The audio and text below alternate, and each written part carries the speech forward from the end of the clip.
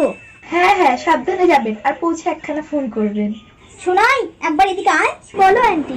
এই নে সোনাই, তোর পছন্দের কিছু জিনিস কিনে নিস। না না, এসব কিছু লাগবে না। মা দেখো না আন্টিকে কি করছে। না দিদি, ওকে ওইসব কিছু দিতে লাগবে না। আপনি ওকে ভালোবাসেন, এটাই অনেক। ওইসব টাকা পয়সা দিয়ে এখন কি হবে?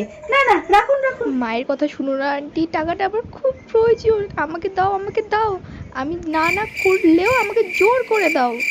আরে রাখো তো, আমি তোকে ভালোবেসেই দিচ্ছি। আন্টি কেন দিচ্ছ তুমি? এই নিন দিদি। দিদি, আপনাকে ওইসব টাকা পয়সা দিতে লাগবে না। এই নিন, ধরুন ধরুন। আরে রাখুন তো, রাখুন। থামো তো, এই নে ধর।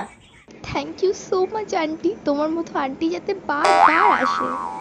আসলাম গো, আসি রে সোনাই। ওই কত দিল?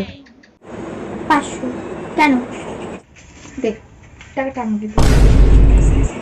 মা ওটা আমার। লাগলে আমার কাছ থেকে চেয়ে নিবি। আমি কি পালিয়ে যাচ্ছি নাকি এই বাড়ি থেকে?